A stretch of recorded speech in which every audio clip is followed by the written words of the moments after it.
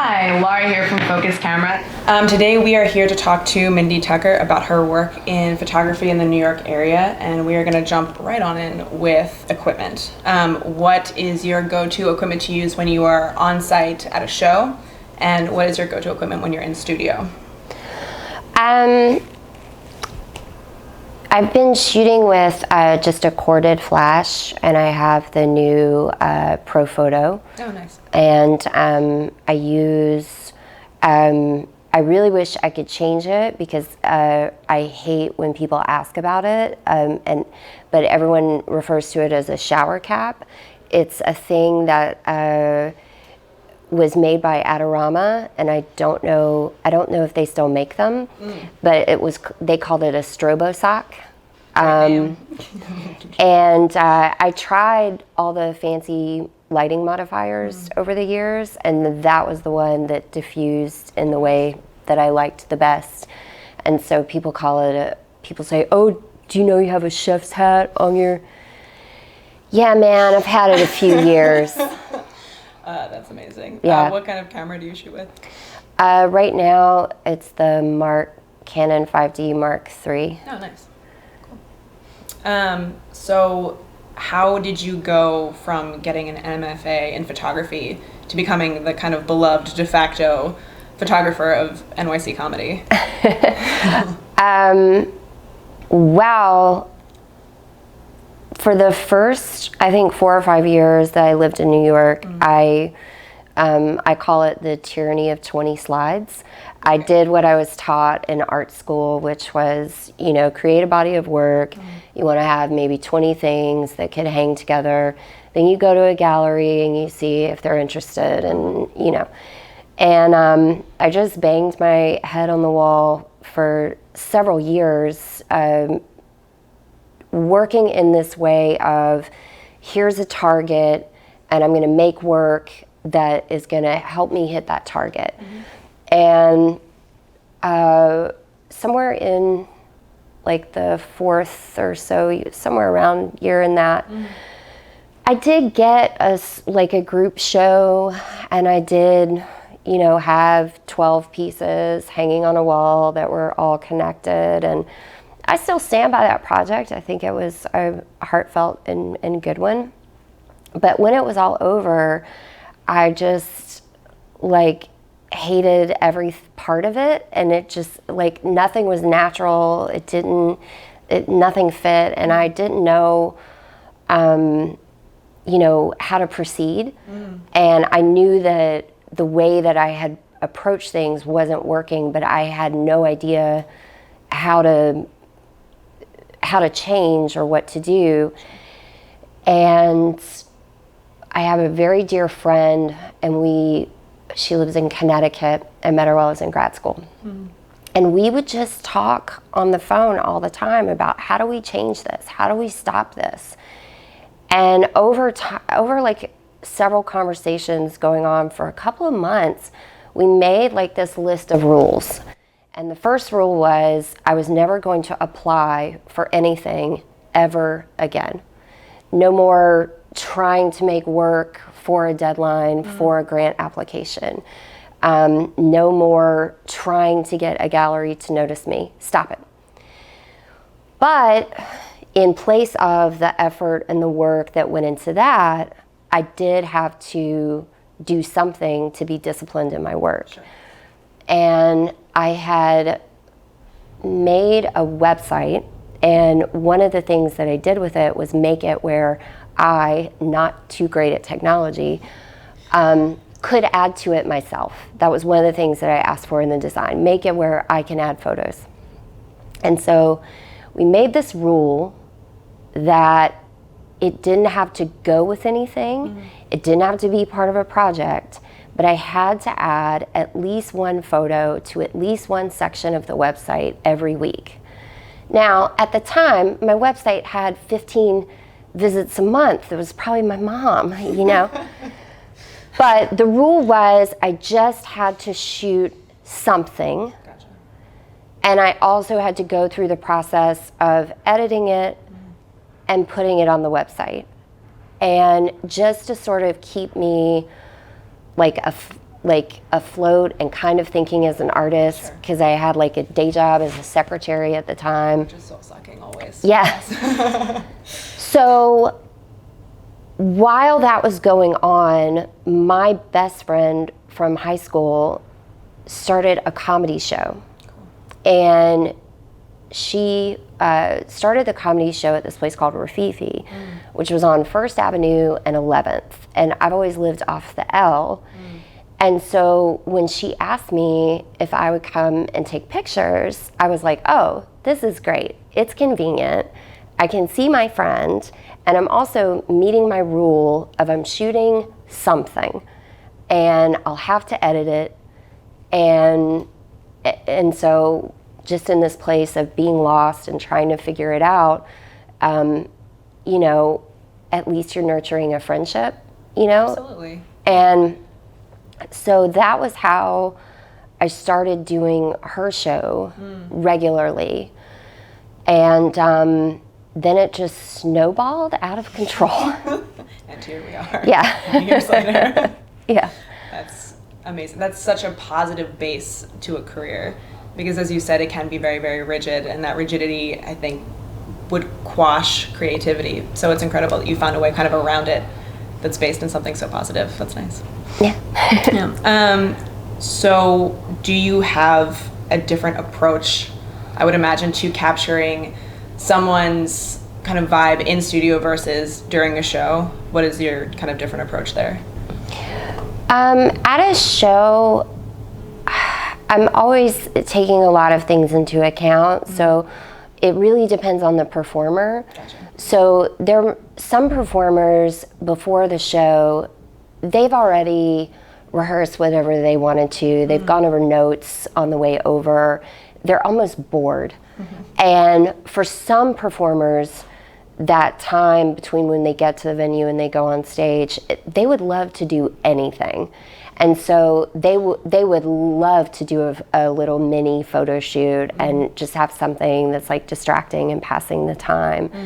And then other people, or maybe they're just having an off night, for them, they need every second they can get before they go on stage. And so I might handle them after the show. Gotcha.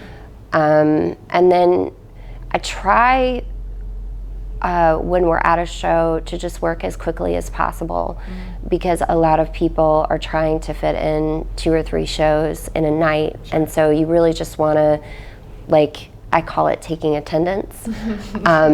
You kind of just want to mark, we were here together in this time and place, and we're going to get what we get. And sometimes that might be the best picture of that person that year. We might have just caught something really magical. In the studio, it's almost exactly the reverse. I ask people to block off a large block of time, and I'm forever behind on emails because it's phones off and computers off, and we're going to spend this time together. And so with the studio, I do try to take longer and just listen and give them time to say, I don't like that color, or I think I would look better like this. And I try to leave a lot of time so that we can retool a shoot if necessary. Interesting. Yeah, reviewing your work and looking at the portraits, you can tell that there is a decent amount of time spent with each person. There is a very specific personality to each, and I feel like especially with comedy, it could very easily dip into being over the top or cheesy, whereas yours just kind of reflect the person, which I think is a tricky balance to kind of walk. Thank you so much. You're welcome. Thank you. Yeah. Would you say that your style has changed a lot throughout your career? I think it has. I try not to think about that stuff. I do think in terms of, I have a friend, Joe, who all of his art critiques are, nothing bothers me about it. And when you get Joe to say that nothing bothers him about it, then you've done very, very, very well. And then maybe a not so great from Joe would be, why the blue? It bothers me. And that's kind of how I think about like style or whatever. I often don't have the language for what's bothering me. But something will start to bother me. And then I'll start looking up like this. I don't like that shadow, and it makes me mad. And is it the lighting modifier? Do I have it up too high? Like, what have I done? It bothers me. And then if you look back, 2 or 3 years, something will have evolved. But I just try to. I try not to think too much about that or reach too strenuously for like what's next or where's it going to go or whatever. Cool. I think if you just look at what you're doing and see like what you could have tweaked or what you might like better, by the time a year has passed, stuff changes on its own, Gotcha. Yeah, that makes a lot of sense. So in my brushes with the New York comedy community, I found that it's a very, very tight-knit group of individuals. It's just a very supportive cult-like situation. Yeah. When you were first starting, did you get any kind of pushback from being almost like an outsider looking in? Or no, just because you had connections within the community? No, not at all. Good. And I've told people before, I'm too shy to be a photographer. I'm not really the personality type, of a photographer. I lose more shots than I think anyone, just because if I ever feel like someone might be uncomfortable, I don't take the picture. And from what I understand about most other photographers, they would. Sure. And I don't. It makes me feel gross. So when I was coming from this place of trying to force a lot of things, one of the big lessons that I learned was it's not stay in your lane, but there was a cliche that I heard around this time of just being lost, and it was go where you're celebrated, not where you're tolerated. I like that. Yeah. It's a cliche. I'm sure if you search Instagram, there's probably like a million. Yeah. But I heard it at the right time. And so even when I was at those first shows for Carol, I was never trying to take a photo that someone didn't want me to take. And I was never trying to meet a specific person or anything like that. What I was trying to do though was collaborate with people, because the kind of art scene that I had hoped that I would find here when I moved here, I had not yet found. And so, for instance, there's a comedian named Baron Vaughn, and he was very often on Carol's shows. And every time he would do the show, I would try to take a portrait of him. And then the next time he would be on the show, I would be like, wow, I didn't like that. And here's what I did wrong. So I might be able to fix it if I try this. And he sat through, I don't even know. Because there's photos from like 2007 that we can't find, like 2006 and 2007. There's missing things in the archive. So I truly don't even know how many times he sat through that. But if you're a gearhead or whatever, here's what happened. From 2005 until February of 2006, I was still shooting on film, and it was a prosumer camera with a really dark lens. Like, I think this lens was like f5 or something. I also was broke, can't say enough, broke. And so I hated the flash on the camera. I hated how that looked. I hated everything about it. And I knew that you could get the flash off the camera if you had pocket wizards, but I couldn't afford them. So what I was trying with Baron was leaving the shutter open for a second, manually firing a flash. Whoa. Yeah, and sometimes that works. Most often it doesn't. You know, and so finally, and also I was shooting on film, right. And sometimes I didn't even have money to get the pictures printed up. I could afford to get just the film developed, and then I would try to scan it and just see, did it come out at all, you know? A less forgiving medium. Yeah. And so when I just went into credit card debt to go digital, and because I was just so frustrated, and I got pocket wizards, and I would rubber band the pocket wizard to the flash. And so finally, sometime in 2007, I got the picture of Baron that I'd been trying to get. And it's him, and he's on the edge of a stage, and it's after a show.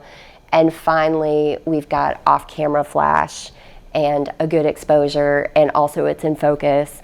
And so that, I think Baron got the first Mindy, cool. as we would know it now. When you took the photo, did you know you had it? Were you like, this is finally it? I do think I was like giddy that finally it had worked and I had figured something out. Yeah. And and then the next couple of weeks I was trying to like replicate it with everybody, you know. And then I think a couple of years later, I have a dear friend, Rose Callahan, who's an amazing photographer, and I think she either saw me shooting that way, or I don't remember how, but she was like, you know, there's a cord, right? And she like showed me the cord, and I was like, oh. This makes sense. Well, that's way easier than the pocket wizard thing I was doing. Thanks, Rose. It's fine, you had to work for it. Yeah. And it's just the satisfaction of really having to work. Yeah, really having to work for it, yeah. That's excellent. But yeah, I do think, going back to what you were saying earlier, just that you are, for lack of a better word, kind of more respectful of when you jump in to take a photo or not take a photo. I do have to think that that does contribute with how welcome you are into spaces like that, which are already very tough for a stand-up to get up. It's already kind of a compromising position to be in.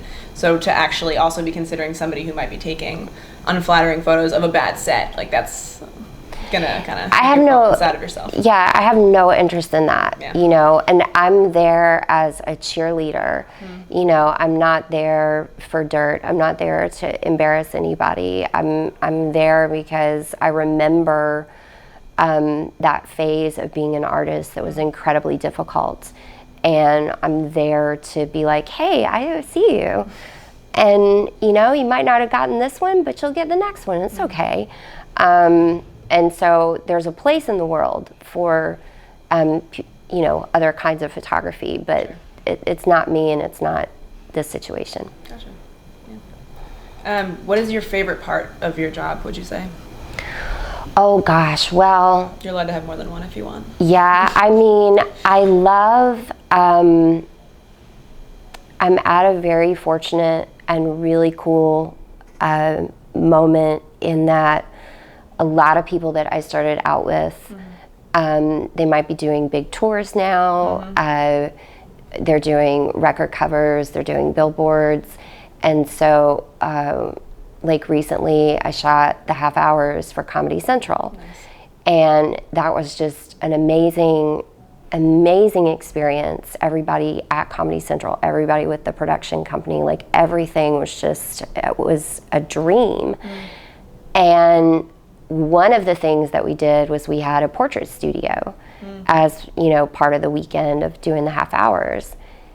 And there were several times when people came into that portrait studio where were in New Orleans, were there for this specific thing, but I had just saw them 2 months before in this studio, and shooting something for like Nori Davis. We did his record cover here, and then a couple months later we're in New Orleans together. Or my friend Will Miles was doing the half hours, and we saw each other and just started dying laughing, and I was like, can you believe we're at work right now? Truly, like, we're at work, and that part is just to share all those different parts of a person's career. It truly feels like I'm getting away with something. Like, I can't believe I get to do this. And so I love that, just being able to see people through all those different parts. Yeah, absolutely. In a lot of ways, I feel like you had to probably have kind of almost grown up with a lot of these comedians in many ways.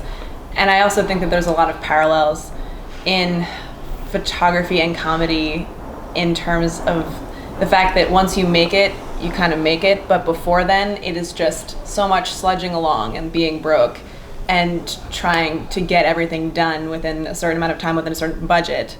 And so I think to like kind of be with that same group of people and come up through New York and then also kind of take that victory lap would be pretty excellent. Yeah. I would imagine. You don't have to answer this because this is playing favorites, but do you have a favorite comedian? Oh gosh, I have a lot.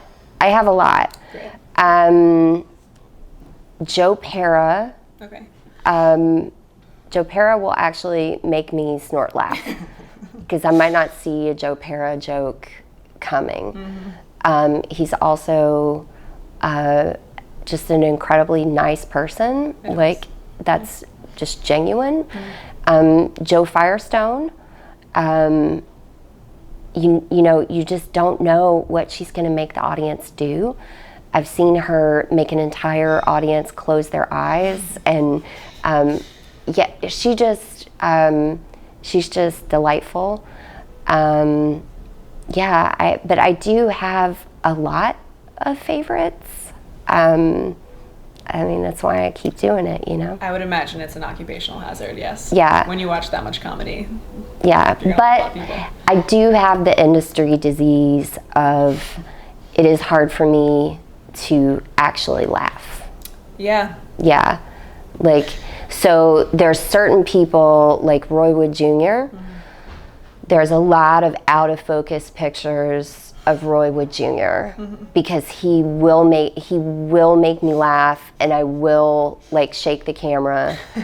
That's happened with him a lot. Because again, him too, you think he's like doing a storytelling thing, and so you're like, oh yeah, I'm safe to, and then he like throws a zinger in there, and that's when he gets you.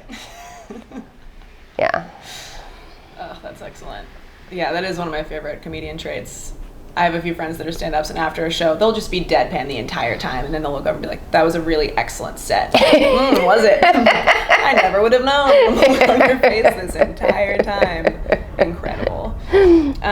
So this is more of an abstract, but have you noticed a shift in the way that comedians and comedy is kind of treated in the dawn of YouTube celebrity and Netflix specials becoming kind of a huge deal and podcasting kind of coming into full bloom? Yeah, I think it's wonderful. I do think comedy is taken more seriously.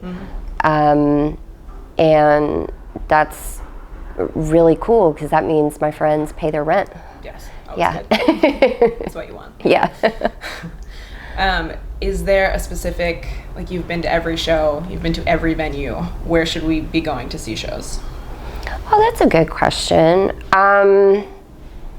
I think Caveat is doing really interesting things. I still love The Creek and the Cave. Rebecca over there, there was a point in my career where she just was like, these are your walls. And she was very helpful with, I used to do a project called Year in Comedy that would hang there. And we haven't had time to do it the last couple of years. And I'm trying to figure out what I want to do on the walls there. But anyway, she she's been a wonderful support for comedy. And I feel like I'm always at Union Hall. I feel like they're booking really innovative stuff. And then the Bell House. I love the Bell House. I love them. I was just there for the Dollop, and I was just there before for the Wild Horses show that was like 2 weeks ago. It's excellent. How was the Dollop? It was so good. It's always so good. But yeah, it was a lighthearted Dollop, which I feel like you don't get very much. No, you don't. But yeah. Yeah, I photographed Dave Anthony at South by Southwest. Yeah. And I knew he was a comedian, but they had the Dollop tapings as the first thing at the venue for the day. And that's an interesting way to kick off the day. And I was always setting up the first shoots of the day. Sure. And so I missed the tapings. And then 6 months later, I heard about this podcast called The Dollop. I was like, wait a second, I met that guy. And I listened to it, and it's fantastic. It is. It is. And I'm like, excellent. I could have seen the show as a fan. You could have. I missed out. It's okay. They'll be back. They come to New York at least once a year. So. Yeah, they sell cars. I'm sure you spend time in LA as well. You know, not as much as I would like. Really? That's, yeah. Yeah, I feel very, very fortunate. And I try to say anytime I even halfway complain, I try to say these are good problems. I'm in the era of good problems, and I know it, and I'm very, very grateful. But I'm booked so far out that, you know, I'll get asked to do like a shoot in LA, but they're asking me like 2 weeks ahead of time, and I'm like, can't do it. I'm like, yeah. Yeah. You're right. That is like a great problem. It's super cool. Yeah. But I would love to be able to do like an LA week a couple of times a year. But yeah, whenever I get asked to do these, and it'll be like a really cool, like big job, and I'll want to do it.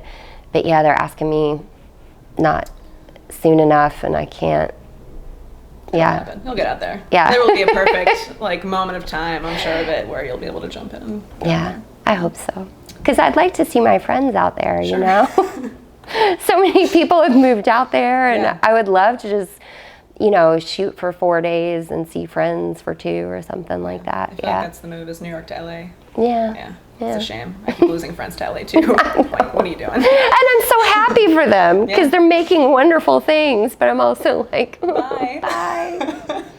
It was so nice. This was nice. Yeah. If you could give yourself any advice, as a photographer who was just starting out, what advice would you give yourself?